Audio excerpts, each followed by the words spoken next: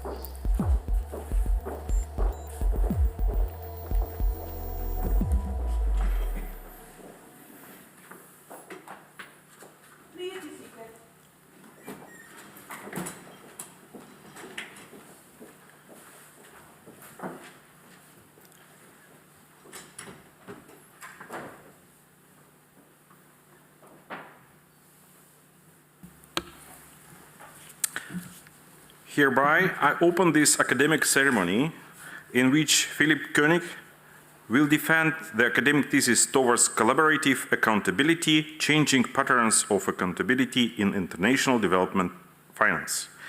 May I invite you, Philipp, to present a summary of your study and the conclusions of your thesis, please.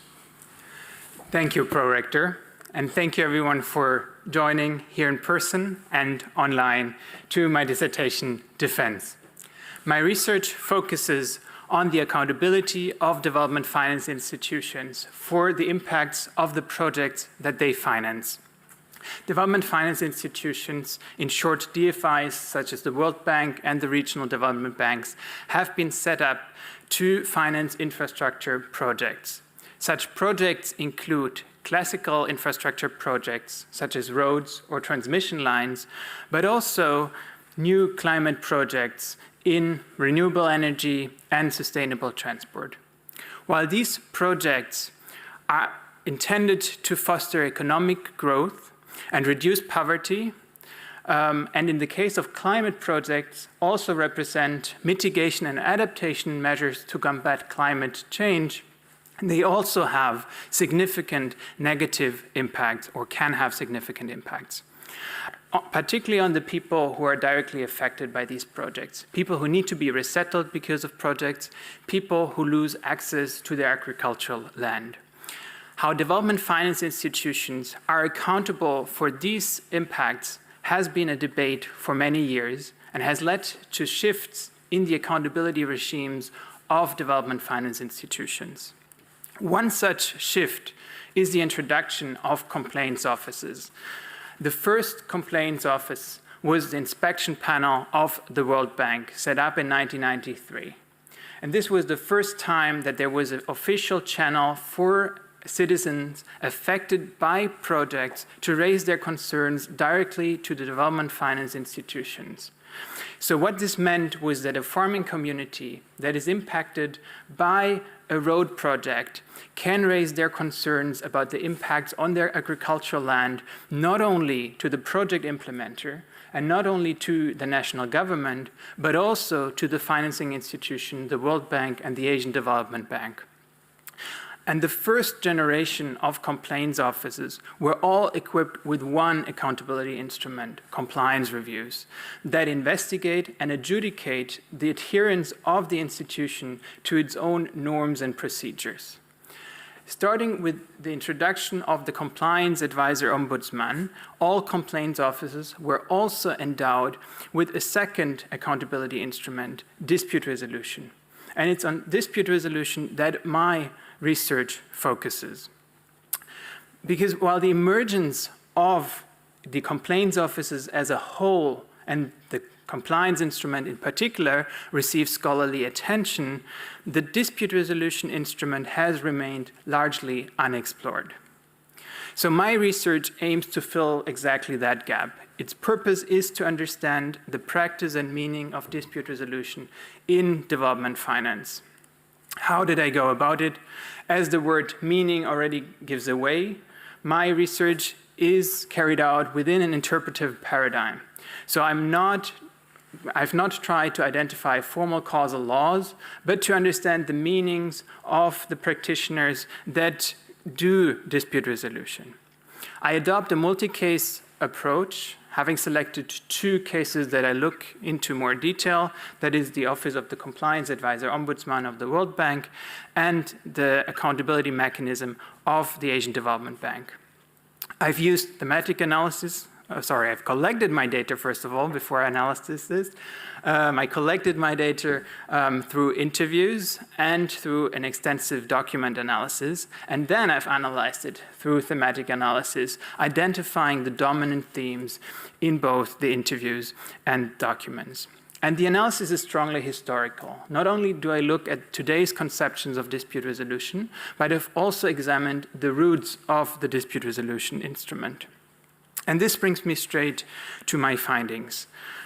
The analysis of the origins of the dispute resolution instrument has shown that the establishment is the result of a broader underlying shift of the ideas of what a complaints are. These ideas form a new ideational model that I term the resolution model. And this resolution model can be contrasted to the previously hegemonic control model. The control model was based on ideas of supervision of staff and, as the name indicates, a way of control. Key policy actors at the time did not think that the new ideas embedded in the resolution model could be implemented through the existing instrument compliance review, and therefore dispute resolution was added to the accountability regimes. Okay, my clicker is not good. 3 dominant themes emerged in the interview data about the current practices of dispute resolution. That is co-created accountability outcomes, a portrait of multi-level accountability, and standard orientation and the variance of dispute resolution. And whilst they are separate on this slide as 3 themes, they're deeply interrelated. The focus on solutions and outcomes in the first theme flows really from the resolution model. The parties, meaning the affected community and the project implementer, play a very active role in co-creating these solutions, which are improvements to how the project is implemented on the ground. So the solutions are portrayed as co-created. And the Complaints Office convenes, enables, and sets the frame for this co-creation of accountability outcomes. This described practice of co-creation, in my analysis, blurs the lines between administration on one side and accountability on the other side, a distinction that is so critical in the accountability literature. However, my research also finds that dispute resolution maintains an ex post character. It comes after the fact. It is based on dissatisfaction of the affected communities with the impact of the project. But at the same time, it is largely prospective. It looks to the future. And this brings me to the word order in the title of the slide. The choice of accountability outcomes is a very deliberate decision, because what my analysis highlights is that it's not a practice of outcome accountability. Outcome accountability is a very classic, retrospective form of accountability. It is concerned with determining whether certain results have been achieved. So in the earlier example of the road project, outcome accountability would be whether the road project has actually achieved the objectives that were expected. So has the road improved accessibility? Has the road reduced travel times? This would be outcome accountability.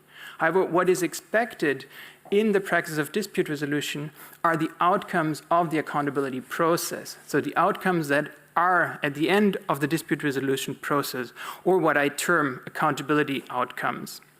And such outcomes could be, for instance, a fair compensation for the affected community. Now, the second theme concerns the portrayed two or multi-levels of accountability.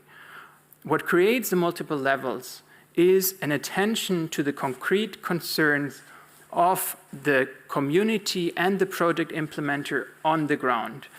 And this happens through accounts of proximity, of attentiveness, and of particularity. And this leads to these two levels, the institutional level and the local level. The local level is really where the project is being implemented, where the people are affected. Interestingly, each of the two accountability instruments is portrayed as affecting only one level. So compliance review is portrayed as enacted on the institutional level, and dispute resolution is portrayed as enacted on the local level.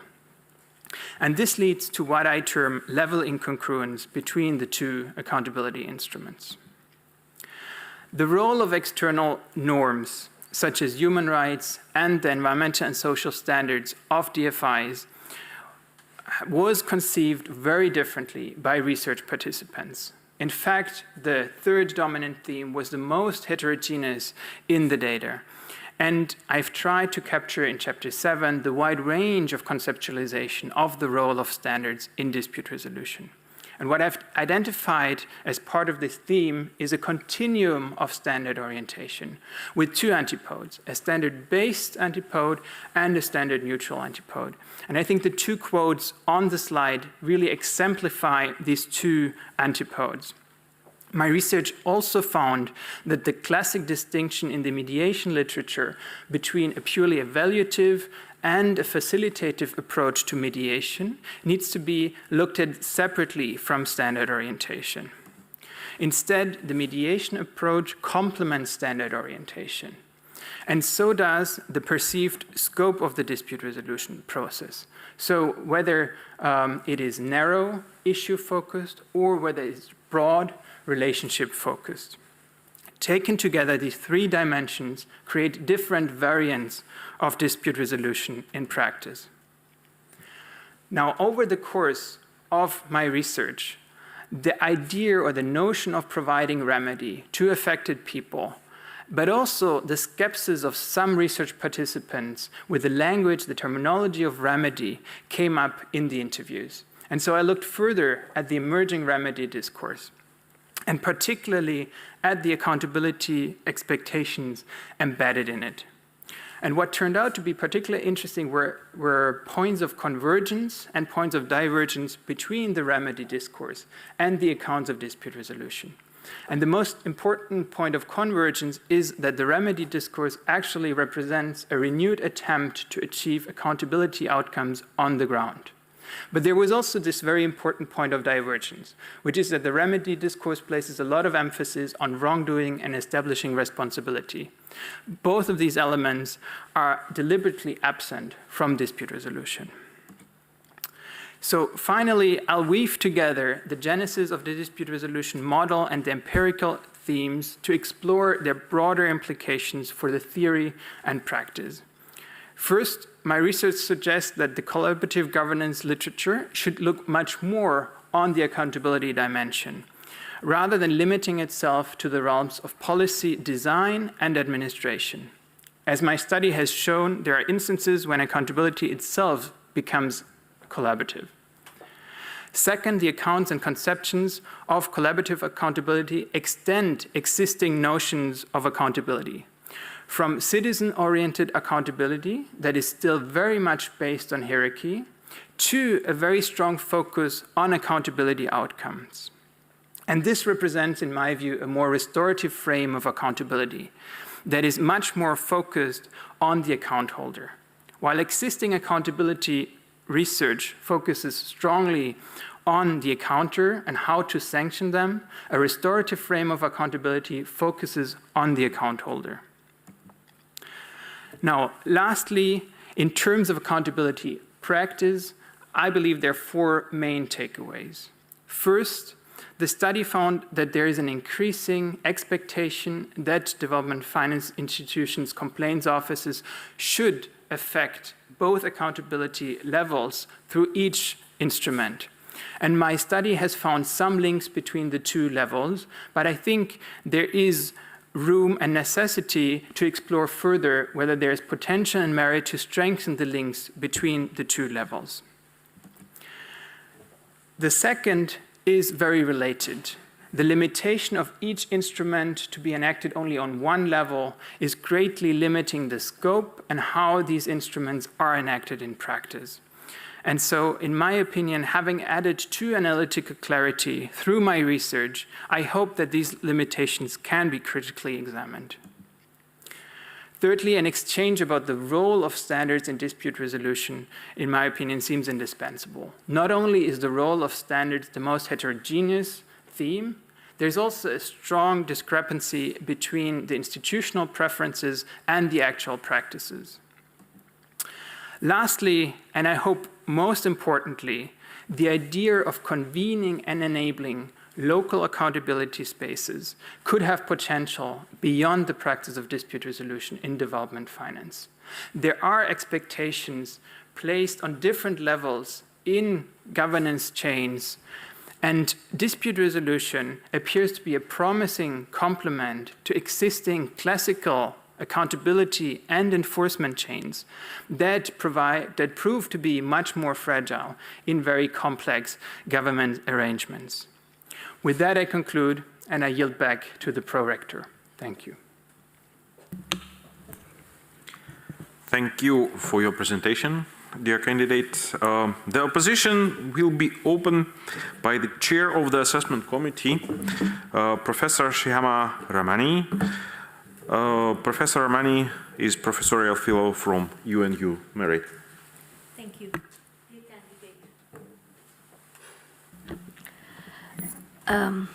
Congratulations on an excellently written dissertation. I enjoyed reading it. Now, there is a general accepted assumption that adverse climate events and adverse ongoing developments impact the poor and specific vulnerable groups more than the others. In this regard, is there a need for further refinements of DFI accountability mechanisms in the context of especially climate resilience building and its inherent disproportionate impact on the poor and vulnerable? I ask this because, as you yourself pointed out, DFIs are increasingly focusing on strengthening climate resilience in their programs. That's my first question. Then I'll just follow up. Highly esteemed opponent, thank you for your question and kind words.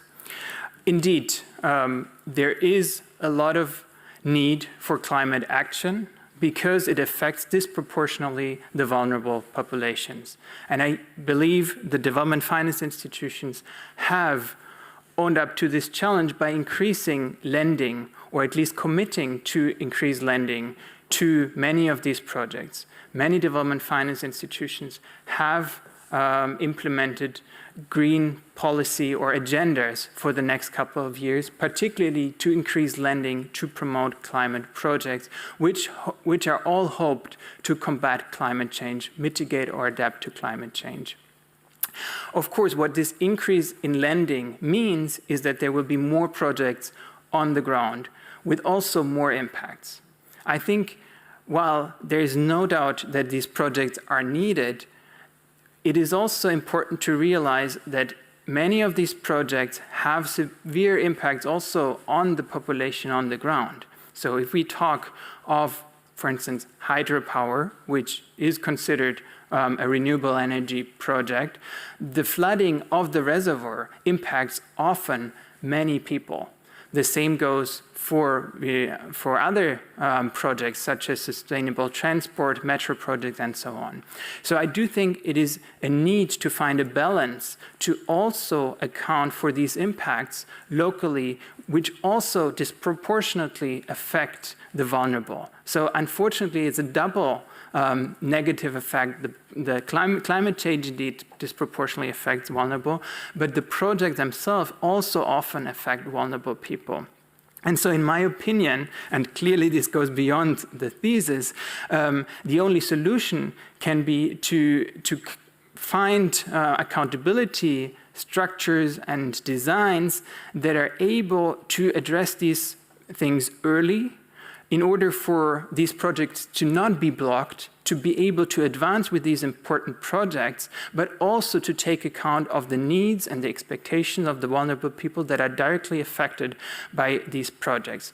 And I do hope that having more clarity on different accountability arrangements can provide for them being used more deliberately, but hopefully also more efficiently. Because if you allow just one, going back to the literature part, there's a huge literature on accountability overloads. So what we do want to avoid in this scenario where we all realize the need for climate projects is to create more accountability overloads that do not lead to the outcomes and do not meet the expectations. So I do hope that with more meaningful accountability arrangements, this can be met.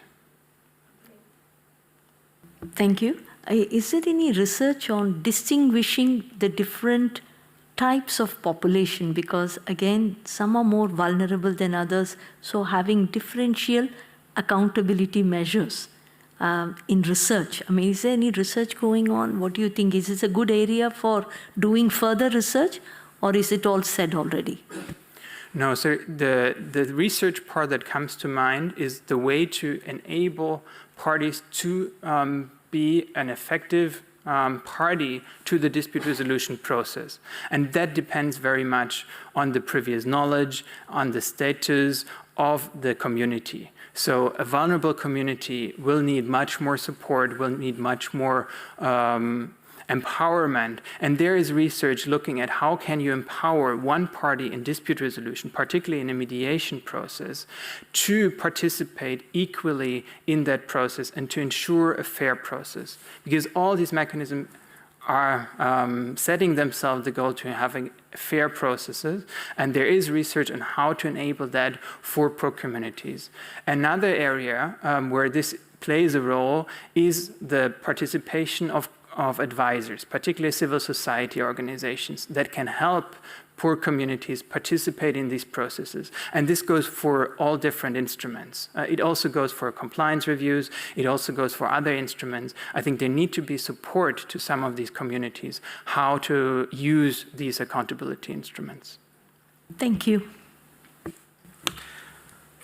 The opposition will be continued by the member of the assessment committee, Professor Adam Fagan, Professor of European Politics from King's College London. Adam, the floor is yours.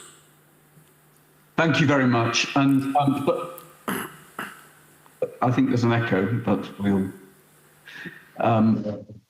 Firstly, let me congratulate you on a really excellent thesis. My question really is regarding the intellectual contribution I understand from your previous answer and from your presentation, the presentation of the data and the findings, but I would like to zoom out, if I may, I'd like you to zoom out and to really present what you believe to be, as I say, the intellectual contribution, because the thesis sits across two disciplines in many ways, at least two disciplines. So really over to you, if you could respond, please. Highly esteemed opponent, thank you for your question. I do believe that the thesis provides important input for the accountability discussion and theory. I do believe that what we see in these mechanisms and in my research is really expectations of delivering accountability outcomes. And so the accountability literature, as I said in the presentation, is very heavily focused on a retrospective form of account giving. And I do think that the accountability literature, particularly the administrative accountability literature, would benefit from unpacking the idea of what happens to the account holders. What do account holders expect? We see in the literature a long discussion of how accountability arrangements change in the context of the governance turn. We see there are more institutions of accountability being set up, and we see a lot of additional accountability lines directly to citizens. So what I believe my research adds to that is to see also that when we change the accountability lines, not only to hierarchical lines in institutions, but also open them up to citizens, that then the expectations also change. And we need to also theorize that part that is the outcome of the accountability project. Because legal research does that. There's a lot of research on the idea, the notion of remedy, and what comes out when there is harm. But administrative accountability literature so far does not look, in my view, sufficiently at this part of the accountability chain. So I do think there's an important part in this research that is an intellectual contribution to the accountability literature to pay much more attention to accountability outcomes and the account holders, particularly in accountability setups that are focused on citizens rather than classical hierarchical lines of accountability.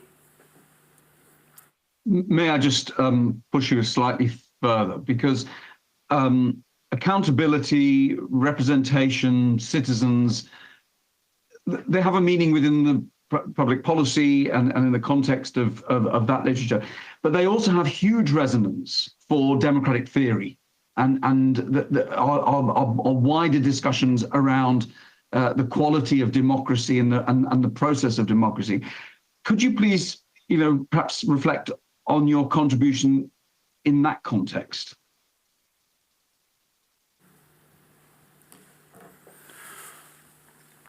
Well, I think there is a debate, or there is a lot of literature on how collaborative governance can play an important role for the quality of democracy.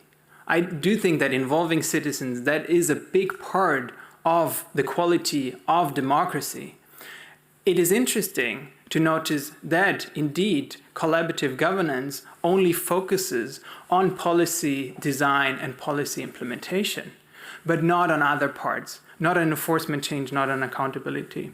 So I do believe that this whole idea of involving citizens should extend not only to policy design and implementation, but also the accountability sphere, and therefore also strengthens the quality of democracy in the end. Because what is surprising is that we consider participation of citizens a benefit for a strengthened democracy, but we only look at it in one part. We only look at it in the policy design and implementation phase.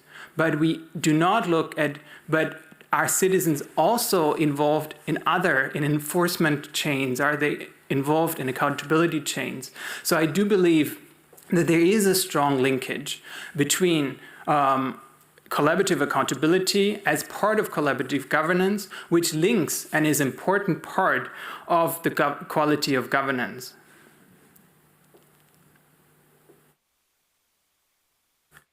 Thank you. We continue the opposition, and it will be again online question.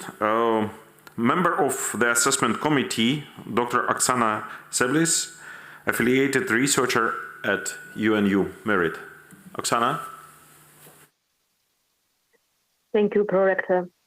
I would like to first start by congratulating you, dear candidate, dear Philip, and extend the congratulations to your supervisors on an excellently written thesis. I enjoyed reading your dissertation, and I think it makes an important contribution to the study of emerging practices in collaborative accountability, and also zooms on a very interesting, rich empirical case. So my specific question is on the link between your theoretical chapter 2 and the overall findings of your thesis.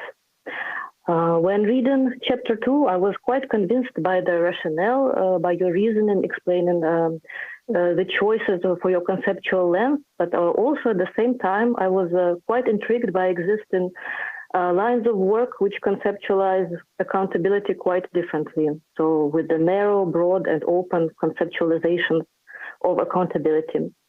So my question is regarding the findings of your dissertation and what the implications are for the literature that you introduced in chapter 2. Could you please reflect on these implications and more specifically on the following subpoints? So how would you outline the implications of your findings for the theoretical literature on the subject? And also, if you take the perspective of a scholar who is working with narrow definitions of accountability, for example, what would you say would be most important takeaways from your findings for their work? Esteemed opponent, thank you for your question and compliments. So I do believe that the findings link very closely to the literature chapter. First of all, I think the approach and the research overall shows that going into this research with an open conceptualization has proven extremely useful, particularly because of the fluid accountability expectations that I found in the interviews, but also in documents. So I do believe that there's a lot of lessons that can be drawn on how useful it is to do research also within open conceptualizations and with an interpretive paradigm. On your question, how does it extend actually the different conceptualizations and how can it also be used for conceptualizations more from a narrow perspective? I do believe that actually, or what I found is that the conceptualization, particularly of the narrow notion of accountability, needs to be discerned a little bit further. And I give you one example for that. If you look at the ex post criterion, the ex post criterion is always, or almost always, equal to retrospective. But ex post does not have to mean retrospective, as my research finds. So I do think there is merit in really looking further at particular criteria of the narrow conceptualizations and unpack them a little bit further and say, well, yes, ex post is one criteria, but does ex post automatically mean it is only retrospective, or can it be ex post and prospective, as the practice of dispute resolution has shown? And I do think that is something where also particularly scholars with narrow notions can benefit, because they might adopt particular elements without opening up conceptualizations completely. So in my view, the dichotomy that I even write in literature chapter 2 between narrow and open, in a way, shouldn't be such a dichotomy. I think there could be elements for more open conceptualizations that are useful to be used in narrow conceptualizations.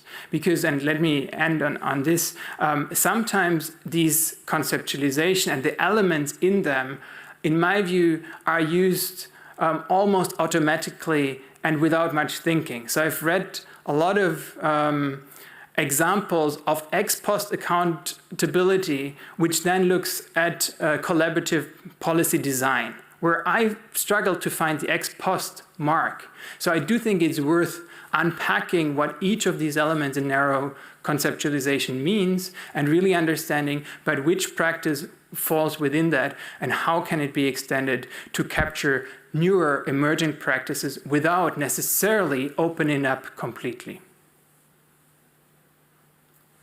Mm-hmm.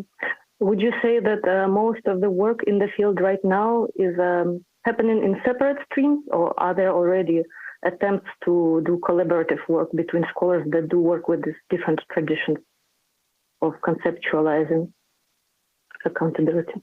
I currently perceive that the literature is very much separate, that also because there are different research purposes that want to be achieved. So in order to quantify and really measure certain institutions, more narrow conceptualizations of accountability are used, whilst the open and broad conceptualizations are being used exactly in studies that focus on meaning.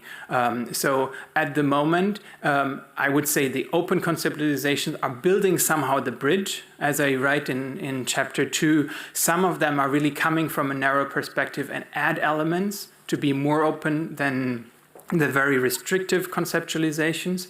But by and large, I would say these are different strands of the literature indeed. Thank you. Thank you. We come back from the virtual space, from online on-site, and the position will be continued by Professor Esther Verslaus, Professor of European Regulatory Governance, Head of Political Science Department at Faculty of Arts and Social Sciences. Yes, many thanks. So, dear candidates, I would like to join my fellow committee members in their compliments. I also really enjoyed reading your work. It's well written, very clear research. So for a bit of an outsider to the field, I could very much follow. So thank you for that. You also, particularly in your introductory chapter, you make it very clear that you do not focus on the emergence of complaint offices and on their investigative compliance role. And you state that much of the literature is focused on this already, so you convincingly show that it's more relevant to really focus on the emergence, the role, and this practice of dispute resolution, and particularly the the accountability practices. And you do so very clearly in this dissertation, and I really understand the logic behind this. But being a compliance scholar myself, I would like to push you a little bit more in what your research can really offer to compliance literature. What new insights, both empirically and theoretically, do your findings on dispute resolution as an accountability instrument bring forward that compliance scholars should take into consideration? Highly esteemed opponent, thank you for your question and for pushing me into compliance. I do think that there are important lessons to be learned for the compliance instrument because of the separation of the underlying ideational model and the instrument. So if we go back to saying each instrument has been started to represent one ideational model, we need to separate them and look at, but what's underlying each of them. And so I do not believe that compliance can only meet the ideas underlying the control model. So this is what I say about the two levels, and each instrument only affects one level. And there is an increasing expectation that each instrument leads two effects on each of these levels, meaning that compliance review should not be limited to the institutional level. And so this is particularly now strong in the remedy discourse that focuses much more on compliance than dispute resolution, because it is seen in a way as the problem child of achieving accountability outcomes, achieving tangible results for the people, for the account holders. And I do think that is an important lesson for compliance, actually. And it comes out of the remedy discourse, but it also comes out of the discussion on why was dispute resolution actually implemented. And if we look back for many years, I would argue the inspection panel did not have dispute resolution, but has a compliance instrument. And for many years, we also saw that the resolution model played a role. So they came up with pilot ideas of how to implement ideas out of the resolution model in their compliance reviews. And these could be to have, at the beginning of a compliance process, to have try to resolve issues before entering into a compliance process. Very similar to ideas that are in the legal sphere about how to structure judicial processes. When do you use mediation? Or dispute resolution? Do you use it at the beginning? Do you use it at the end? And I do think that the compliance literature, speaking of compliance instruments, could learn from that and enacting their instruments more flexibly. It does not mean that the compliance instrument loses its core, but it can be combined with more, collaborative elements at the beginning of an investigation or at the end of an investigation, how to achieve actual results that come out of a compliance process. Because the remedy discourse has shown that there's a huge implementation gap of the recommendations that come out of compliance reviews. The second thing I would argue compliance could learn is, and that is difficult, but to consider ways to be more collaborative with their findings as well. I think one of the advantages of dispute resolution is that it involves the people who are adjudicated. And compliance often cannot achieve that in the same way, but it could think about ways to include the accounter in the compliance process, give it more ownership, and not only render a verdict, which is very hard to swallow for many accounters. So I do think there are elements of this that are very useful for the compliance field as well, and particularly overcoming this equation between the ideas that underlie each instrument and thinking, but could there not be more thinking about resolution, for instance, in the compliance instrument, I believe would be a great advantage. Many thanks. I really like that answer. But to push you still a little bit further, how to achieve that? Because you now sketch what the outlook should be, but how to achieve that? How to ensure more collaboration in that respect and how to basically implement your own recommendations? Thank you. So I do think of course, there are huge differences between the two different instruments. And the compliance review is a review of the adherence to norms and procedures. So it's much more independent, separate. But I do think there are examples where at critical moments, you can bring in the people. For instance, you do a preliminary assessment, you present these preliminary findings, and you enter into a discourse with the people. You check, okay, we found this. What is your relationship? And again, this is only a small part that I looked at. I looked at complaints that lead to dispute resolution. So it might be a skewed view. But what I see is not an objection to adhere to standards. I see a difficulty to adhere to standards. How to implement standards in practice. It's not a dichotomy of this is compliance, this is not compliance. And the accounter are just oblivious to the standards and they're not interested in implementing. I see difficulties in implementing. And so I do believe bringing the accounter in and discussing these difficulties and maybe even outlining ways to overcome these difficulties. And it requires a lot of thinking because it blurs, again, the line between administration and accountability. The same thing that happens in dispute resolution would happen as well here. And there might be people critical of this blurring because accountability and compliance particularly is seen, it needs to be pristine, independent, no meddling, right?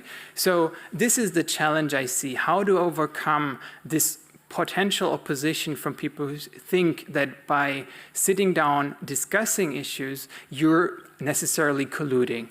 And I think there is probably more thinking to be done on that part, but I do think it's but it's possible to involve accounters in also compliance processes. The question is, do people want that? And there are different expectations that would probably ask for that not to be done for the reason I just outlined. Many thanks. It very much resonates with my knowledge of compliance in the EU. So more to discuss later. Thank you. Thank you. The position will be continued by Professor Thomas Konselman, Professor of International Relations, Faculty of Arts and Social Sciences, Maastricht University. Thank you very much, Prorector. I would like to join the committee in praising the achievements of your thesis. I found it a really well-written, accessible, highly interesting thesis that you have done. As an international relations scholar, I also see a lot of overlap with the discussion around the effectiveness of international organizations in achieving their goals, but also the discussion around the legitimacy of IOs and their efforts of legitimizing their own procedures. I also found it a really nice thesis in terms of the level of methodological reflection and scrupulousness that you're showing. So I think that was a really exemplary thesis also in that respect. My question has to do with methodology. So considering the interest of your thesis in a kind of citizen-oriented resolution model of accountability, considering the strong focus on accountability holders, I would be curious to learn a little bit more about your strategy in selecting interviewees. If I understand well, you did interviews with members of these complaints panels, with members of civil society organizations, with a number of so-called facilitators, but not really with the complainants themselves. So my question is, while not at all questioning the originality and relevance of your findings, I would still be curious to learn more about the reasons why you did not talk to the complainants and whether your findings might have looked differently if you had done that. Perhaps their voices came in through the facilitators, but then they are, in a way, only the mouthpiece of the complainants, and we don't really know whether the whole procedures that you have researched leave the complainants themselves also happy about the extent of account giving that is involved. Thank you. Highly esteemed opponent, thank you for your praise and for your question. Indeed, I've interviewed particularly practitioners of dispute resolution from the institutional side. That is, practitioners within the DFIs and the facilitators. And then I've complemented this with interviews from CSOs particularly CSOs. I do believe that because of the focus on public administration and the way these processes are implemented by the institutions, it adds value as a practice of public administration. However, and this is undoubtedly a limitation of the thesis, I could not add these voices from community members as I had originally envisaged.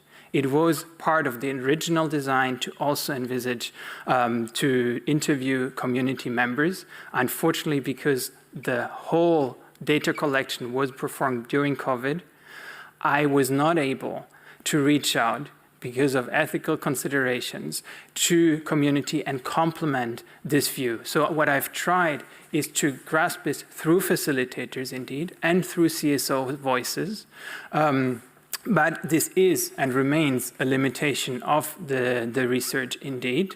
And it's something I'm considering to further research in the future.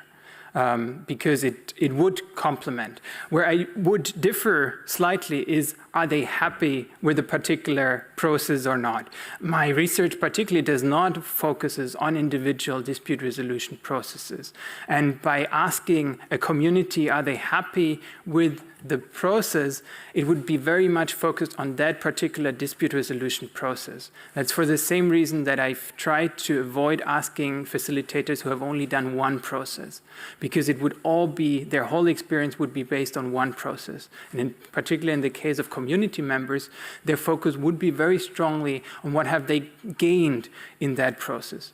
Now, it doesn't negate that it would be an interesting and useful perspective to add to the thesis, but I do think there needs to be a lot of more thought on how to complement and not have the actual outcome in one process basically determine their whole thinking about dispute resolution, because a community will never be able to see multiple processes. A facilitator does, the staff of the complaints offices, they also do, but the community only sees one process, and it could be that the particular mediator, the particular process just changes completely their perception of the process. So that's something that one would need to figure out, but indeed, it could be beneficial to look at how can be more community voices be brought into this research.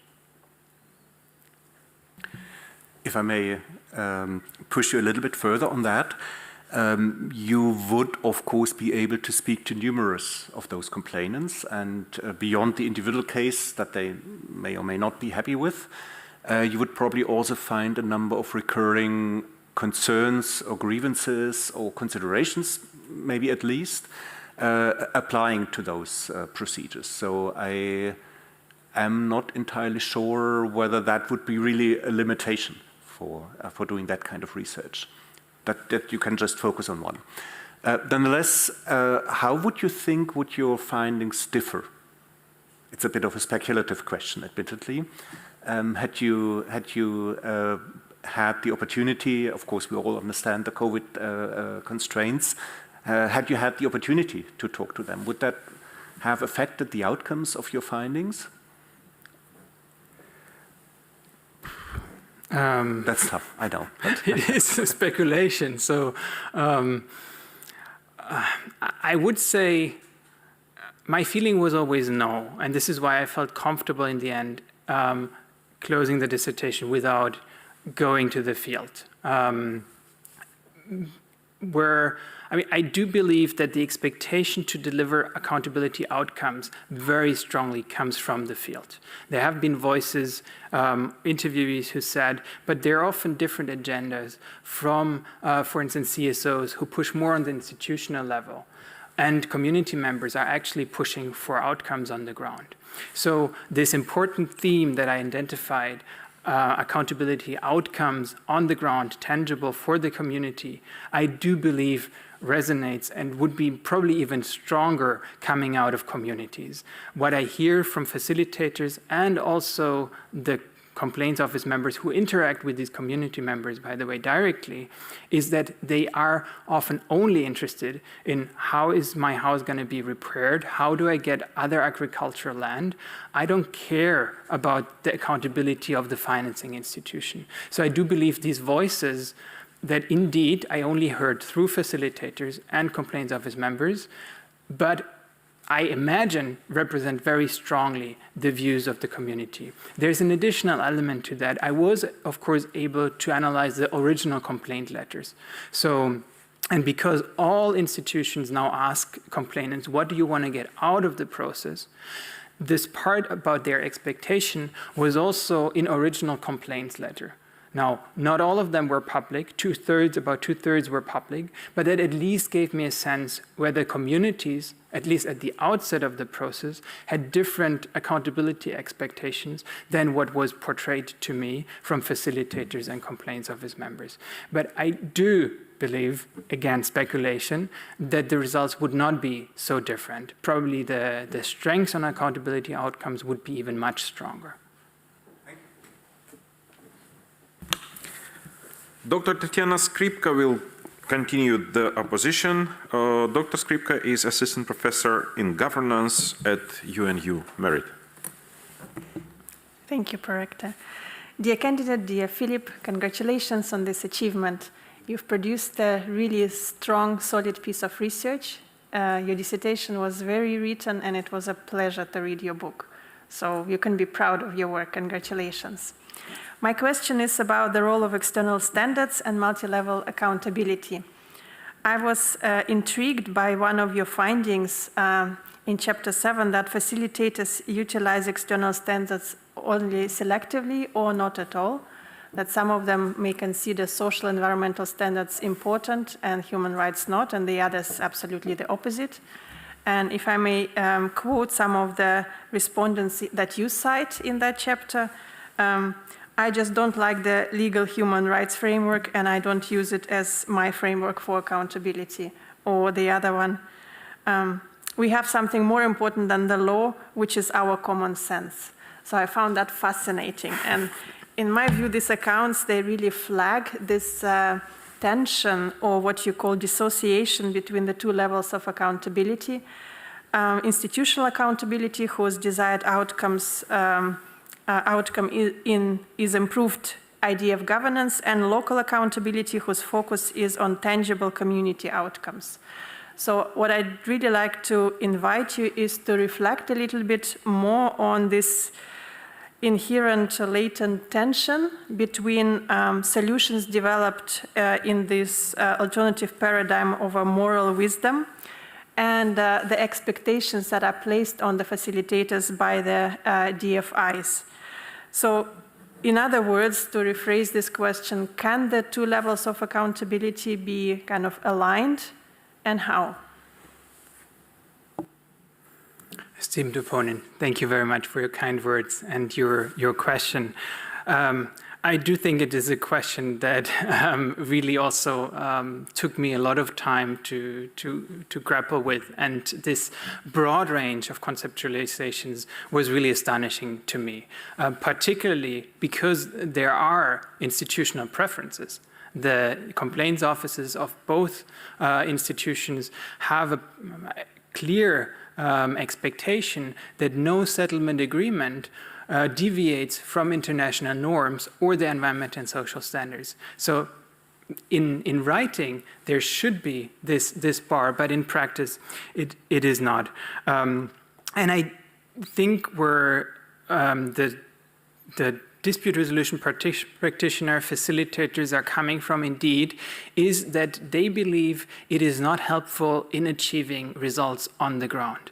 So because they see what we discussed earlier, the implementation challenges of these norms, they say, but it is more important to actually find an outcome that is achievable within a decent time frame that the community is happy with, rather than adhering to the letter of the word of each stipulation embedded in either environmental and social standards or human rights norms. And indeed, some of these facilitators express this very strongly, that they feel entering into a discussion about norms and how to implement these norms will lead to an adversarial process, rather than focusing on how to achieve outcomes on the ground. I personally, and here again I go beyond the thesis, find this worrisome. Why do I find this worrisome? It shows in a way that community members and also facilitators who work with community members and some complaints office members believe that we are not able to implement the environmental and social standards that we set these institutions. I mean, not even speaking of human rights, which I think everyone agrees is challenging. They are often aspirational, and implementing them in all the countries that the DFIs do business in is a huge challenge. But it also shows that even the environmental and social standards that are mandatory by the DFI are not used as a way to broker solutions on the ground. And I think that's, for me, the worrying part in this dissociation, that indeed the standards are on the DFI level, but they are not used to broker solutions on the ground. So I think it needs much more reflection, also because what I found surprising is that these positions were provided without caveats in some cases, without providing self-reflection that this might not be the institutional expectation, or without giving the explanation why this is done. Again, it needs more research to really dive into this particular aspect, also because it's so wide. Particular notions might only have come up once or twice or three times in my research, so I think it needs much more, and it needs more wide interview partners to look at these aspects, to really understand how is this implemented. But I do think it needs to come much closer together, these two levels. But it needs both levels, right? It needs to be looked at, okay, what can institutions do to also achieve outcomes on the ground without it needing to be a dispute resolution process? Because I don't think it should ever be the only instrument that's available. It is always portrayed as a complement to classic accountability instruments. So I do think it's worrisome that also human rights organizations feel that the compliance instrument is currently not able to provide solutions on the ground. The other aspect to that question, I believe, is more an institutional reflection on, does it need the accountability process to deliver outcomes on the ground? Shouldn't it be actually the administrative side of the institution that monitors that these environmental and social standards are properly implemented and are delivering the outcomes that are required under the standards? So that's a whole other discussion, but I do think it plays into this, how do we bring these two levels much closer together? It's adding to the compliance instrument, but it's also considering, okay, how can we operate DFIs in a way that they manage to adhere to these standards from the outset, and not only after an accountability process and only through accountability outcomes. I hope that answers your question. Thank you for your thank you for your answer. You actually also answered, I think, in a way, my follow-up question. I wanted to ask where would you locate yourself on the standard neutral versus standard based approach, but I think you've answered that. I could complement that if I may. Because I also, of course, reflected a lot seeing this whole spectrum, where would I stand? And I can sympathize a lot that in order to achieve resolution, the standards in discussion are not helpful. Discussing only about standards and how to achieve them somehow pollutes an open engagement about looking to the future and what do you want to get out of it. In mediation, we speak about underlying interests. What do you want to get out of it, rather than just complying with the rules and regulations. But where I draw the line is in the outcomes and what is achieved in the end. I think we can have a process that does not look at standards as a first instance, but the outcome then should comply with the...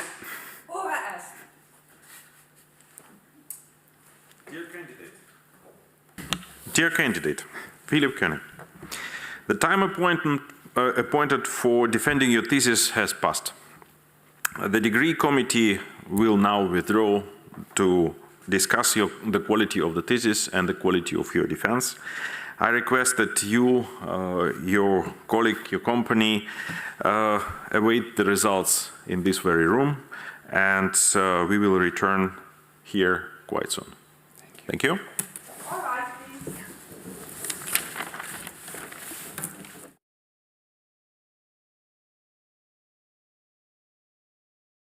The PhD defense has now ended. The degree committee will debate the candidate's performance behind closed doors. This process usually takes about 10 minutes.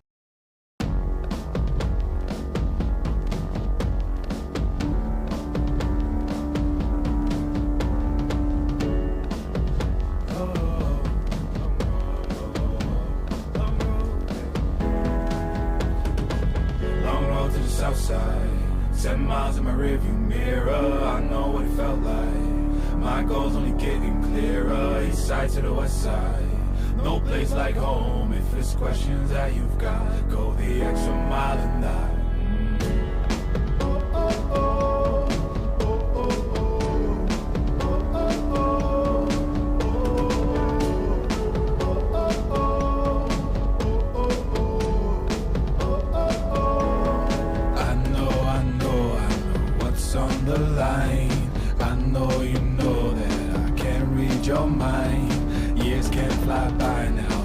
waste all your time. Cause I'll go the extra mile. Long road to the south side, 10 miles in my rearview mirror. I know what it felt like. My goal's only getting clearer. East side to the west side, no place like home. If it's questions that you've got, go the extra mile and die. On the dash, got my laces tied. Long road, I don't waste no time. Break rules because fate decides. With the team and we chase the light. I make a move, fall down, shake it off. I hate to lose, bad branch, break it off. No room for negativity, praise and love. Prepare for deep part cause we're taking off. The mileage, traveling so far from home. Gathering knowledge, other connections. I put the time in to get everything I ever hoped for. It's a challenge and we all in. It's a better future that we go for. And even though these nights seem long, I know that I am never on my own. Know you've won the battle once you've grown.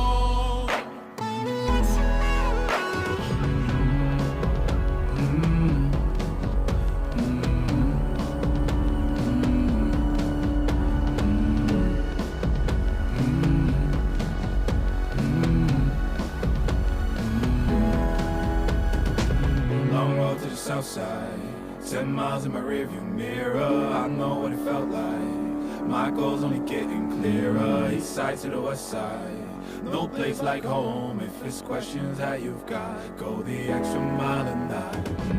Long road to the south side, 10 miles in my rearview mirror. I know what it felt like. My goal's only getting clearer. East side to the west side, no place like home. If it's questions that you've got, go the extra mile and die.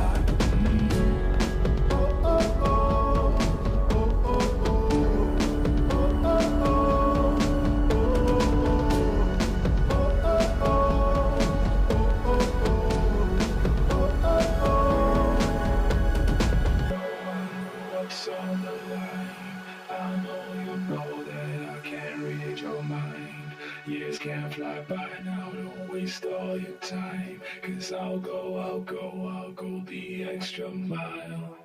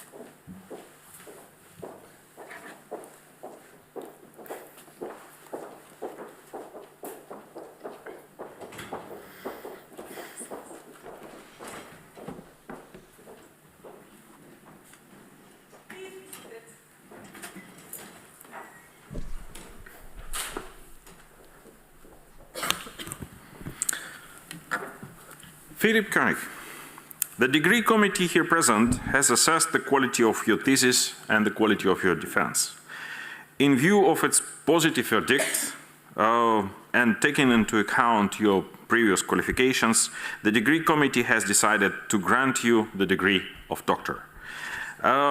Professor Pivir is authorized to confer upon you this academic distinction in accordance with Dutch university custom. I invite your supervisor to take the floor. All right, please. Do you promise to work in accordance with the principles of scientific integrity at all times, to be careful and honest, transparent and independent and responsible?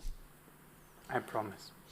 By the authority vested in us by law and in conformity with the decision of the committee here present, I hereby confer upon you, Philipp Joseph König, the degree of doctor and grant you all rights attached by custom and law.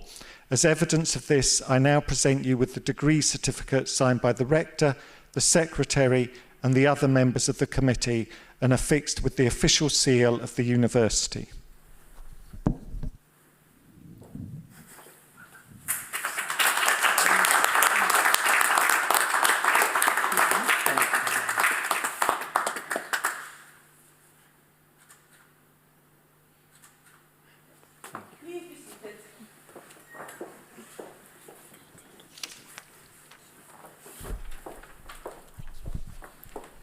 Dear Philip, dear Dr.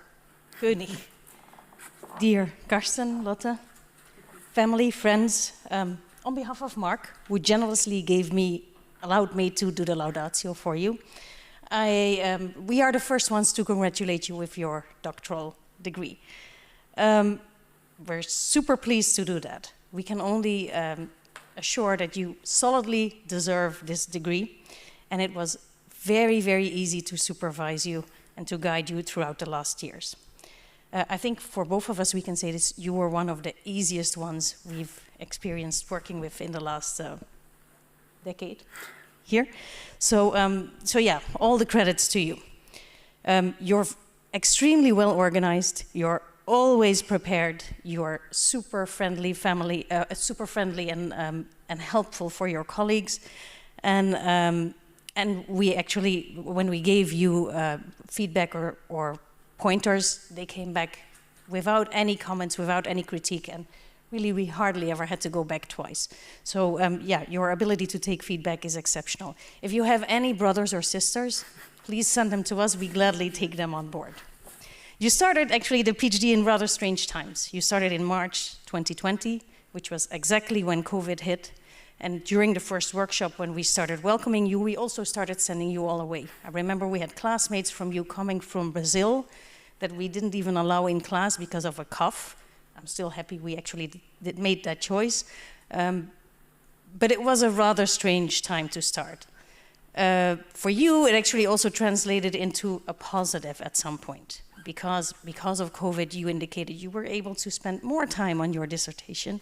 And we could see that, because I think after 3 months we moved you to the research phase, and you made the promise at some point you would graduate before the age of 40. How old are you? 40. 40, okay, well, you did it. No, it's fine. You're still the age of 40. I think this will count as pretty solid. I didn't expect the last stretch, okay. No, so yeah, you did it before the age of 40, but you also completed your dissertation in 4 years' time, alongside having a job. Actually, our full-time PhDs take on average more than 5 years, so doing it in 4 years is exceptionally fast. Again, I think it's your skills that enabled you to do that. Your management skills, your self-directed learning skills are insane. What might be interesting to know is that when you started the PhD, you were called Philipp Müller. Yeah. And then you got married to Karsten, and you changed your name to König. And I'm quite a feminist, and I always wondered why women, when they get married, change their names. So I kind of asked you at some point, why did you change your name? And then you said, it's because Müller is a quite common name, König is more special, and by the time that you publish your dissertation, your final name needs to be on that book. So I'm glad you married before you kind of completed this. And I also think the name König fits you, because it means king. I'm sure all of you know that. And you were exceptionally good. The name king suits you.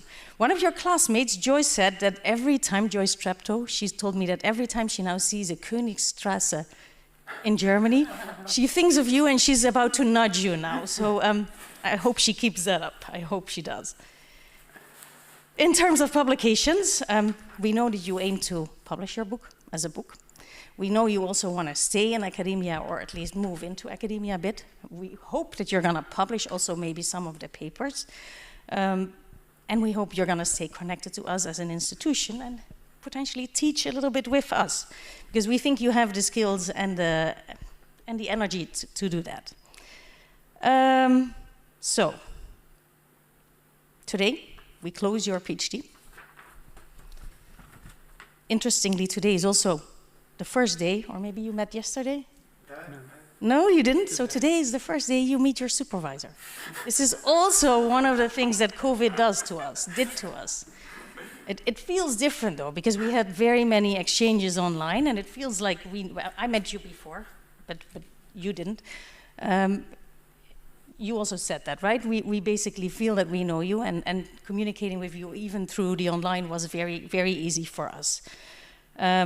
I'm still very grateful that you're here today now and that you get to meet before we leave. Meeting here today was not easy. You had a very strong wish to do your defense in June this year. June we didn't make it, but 3 July. We see the result is an empty audience because we don't have students, we don't have your classmates here, and yet we pushed very hard to do the defense today, because actually you're having a family expansion coming up in September, and you want to dedicate your time to that. And I think that's a very, very smart choice, and obviously that should take precedence. But I'm also very happy that this allows you for 2 months now to only enjoy your doctoral title, not worry about children just yet, and only in September, when your life takes a different turn, have full attention and dedication for that. We also know you have all the traits and skills to manage a family life, and I'm pretty sure that the newborn will be well hosted in your life. But for now, really, we would like to spend the rest of the day celebrating your degree, because you did an exceptional job. Congratulations.